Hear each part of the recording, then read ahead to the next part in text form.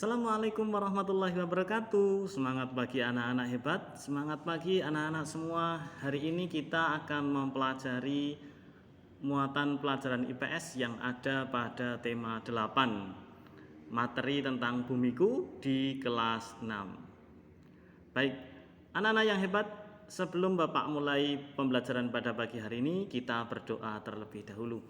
Berdoa silahkan. Berdoa selesai, anak-anak yang hebat, sebelum Bapak melanjutkan pembelajaran pada pagi hari ini, gambarnya akan Bapak hilangkan dulu agar anak-anak bisa fokus memahami tulisan-tulisan yang ada dalam video ini. Baik, anak-anak yang hebat, hari ini kita akan belajar tema 8 tentang bumiku yang muatan pelajarannya adalah IPS. Kompetensi dasar yang kita pelajari pada pagi hari ini adalah kompetensi dasar 3.1, yaitu karakteristik geografi sosial budaya di negara ASEAN. Nah, anak-anak yang hebat, tujuannya anak-anak mempelajari ini adalah agar anak-anak dapat mengetahui bagaimana kondisi yang ada di negara-negara di ASEAN. Tentu saja tidak semua negara akan Bapak bahas di sini, namun hanya ada beberapa sebagai contoh dan anak-anak bisa mengembangkan melalui referensi-referensi yang ada ataupun bisa melalui buku paket yang anak-anak miliki. Anak-anak yang hebat, sebelum kita memasuki pada karakteristik geografi sosial budaya di ASEAN, terlebih dahulu kita akan memahami kerjasama ASEAN dalam bidang ekonomi. Tentunya materi ASEAN ini anak-anak sudah memahami di tema yang sebelumnya. Baik, penetapan tarif khusus pada perdagangan ini merupakan salah satu kerjasama di bidang ASEAN, di bidang ekonomi di ASEAN. Kemudian ada pengembangan bidang pariwisata, perkebunan, dan perikanan di kawasan ASEAN. Yang ketiga, terjadinya pendirian proyek-proyek industri di negara ASEAN. Kemudian yang keempat, mendorong investor untuk menanamkan modal di negara ASEAN. Ini adalah contoh-contoh kerjasama di bidang ekonomi yang ada di ASEAN. Nah, tentu saja karena ini ada di bidang atau ada di wilayah ASEAN, Asia Tenggara, maka ini kerjasamanya adalah kerjasama regional ya. Jadi kerjasama itu dibedakan menjadi 3, ada bilateral, ada regional, dan multilateral. Bapak ingatkan kembali, bilateral, bi itu artinya 2, lateral itu berarti dari negara, jadi hanya ada 2 negara saja. Kemudian multi itu banyak ya. Multivitamin berarti banyak vitaminnya, multi talenta berarti punya talenta yang banyak. Multi itu artinya banyak. Jadi kerjasama multilateral itu kerjasama dengan banyak negara.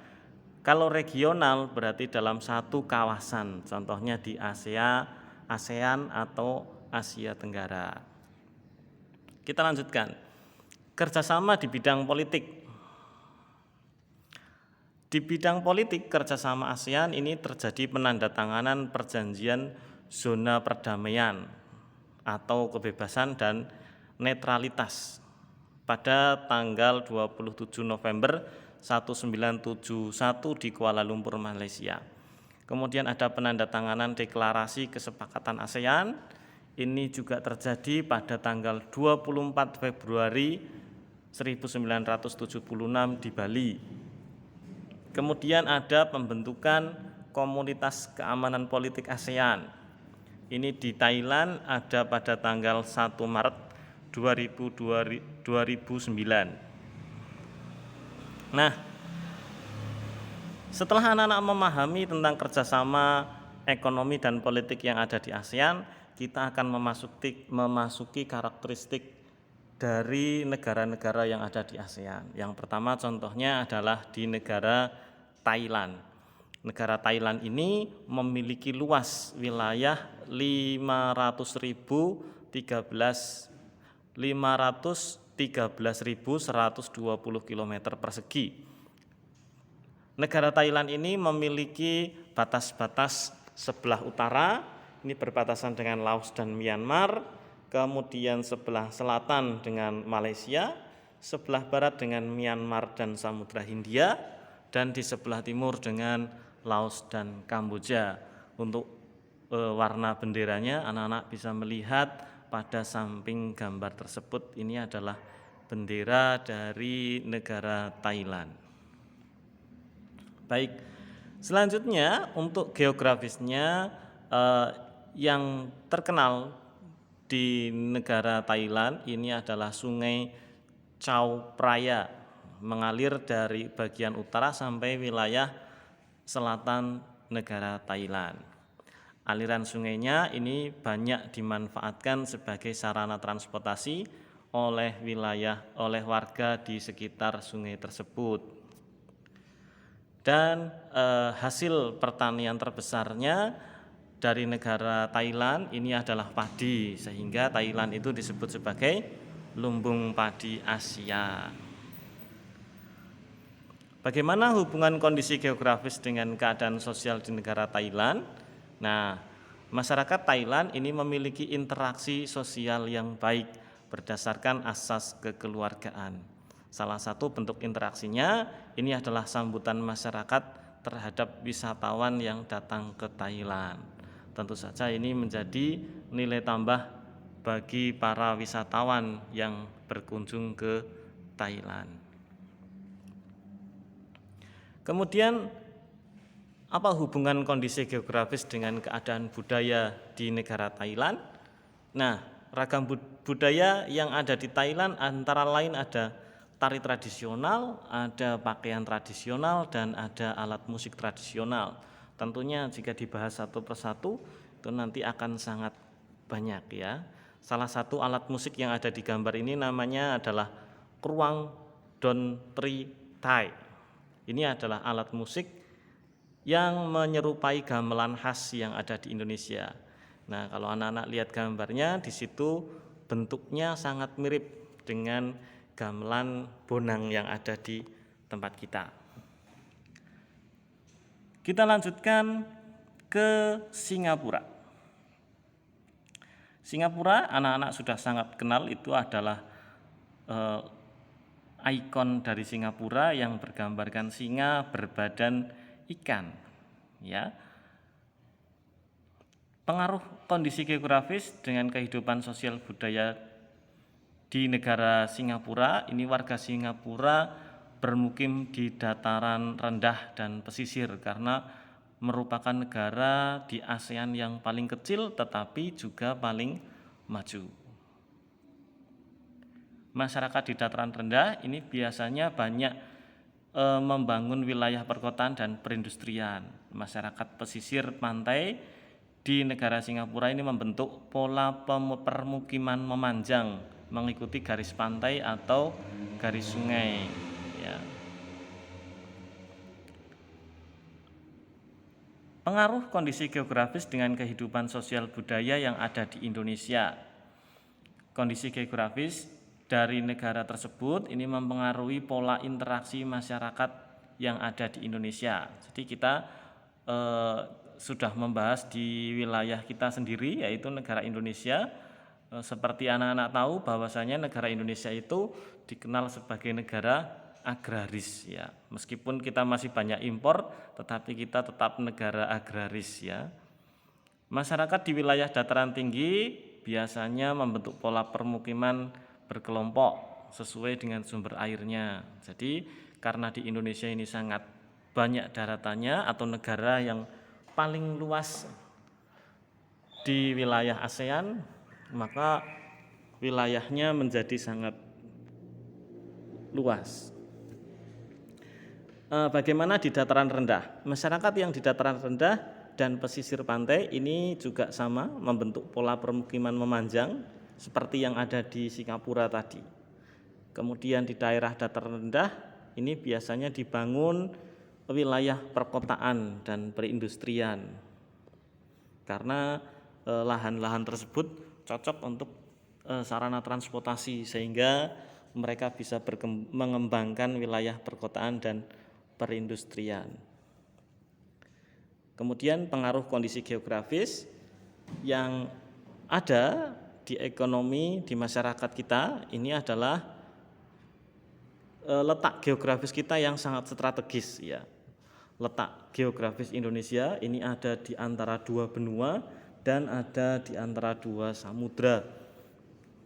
Ya, anak-anak pasti sudah memahami itu karena itu sudah ada di kelas 4 dan di kelas 5.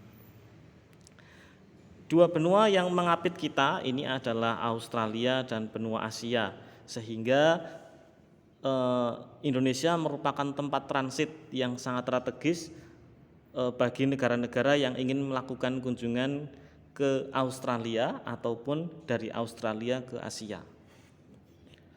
Kemudian Indonesia diapit juga oleh dua samudra, yaitu Samudra Hindia dan Samudra Pasifik. Maka Indonesia juga dikenal dengan hasil lautnya yang sangat tinggi. Kemudian kelebihan letak geografis yang sangat strategis ini dimanfaatkan oleh pemerintah untuk meningkatkan ekonomi masyarakat dan menambah devisa negara. Baik, sekarang kita melihat hubungan kondisi alam dengan ekonomi masyarakat. Kondisi geografis Indonesia ini menyebabkan negara ini memiliki kekayaan alam yang beragam. Indonesia memiliki berbagai produk pertanian ya, seperti disebutkan tadi, Indonesia negara agraris, maka hasil pertaniannya sangat melimpah seperti kopi, teh, tebu, kemudian ada tembakau, ada pala dan lain-lain. Indonesia memiliki sangat banyak ragamnya produk pertanian. Nah, selain Indonesia itu negara agraris, Indonesia juga negara maritim atau negara yang mempunyai batas wilayah perairan yang paling besar. Maka hasil lautnya pun sangat banyak. Ya, antara lain ada berbagai jenis ikan, ada kerang, rumput laut, dan mutiara. Ini menjadi komoditas yang sangat penting bagi Indonesia. Nah, itu saja yang dapat Bapak terangkan pada kesempatan hari ini. Terima kasih anak-anak sudah menyimak video ini. Dan tugas untuk anak-anak yaitu yang pertama, tuliskan 4 kerjasama ASEAN di bidang ekonomi. Tadi sudah disebutkan pada video di bagian depan ya. Jadi anak-anak nanti ketika agak lupa bisa melihat lagi ke depan. Kemudian sebutkan batas-batas negara Thailand. Tadi juga sudah ada di depan. Yang ketiga, tuliskan 3 ragam budaya yang ada di Thailand. Yang keempat, tuliskan batas-batas negara yang ada di Indonesia. Yang nomor 5, sebutkan 4 komoditas laut yang ada di Indonesia. Nah, ini adalah tugas anak-anak, nanti ditulis di dalam buku tulis dan hasilnya bisa difoto, dikirimkan ke Bapak.